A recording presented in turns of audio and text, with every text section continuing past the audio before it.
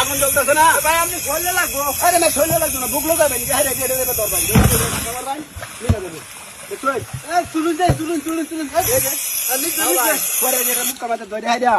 এটা খালি খুললে দিবেন না, এত আটা লাগবো মেয়ে আপনার।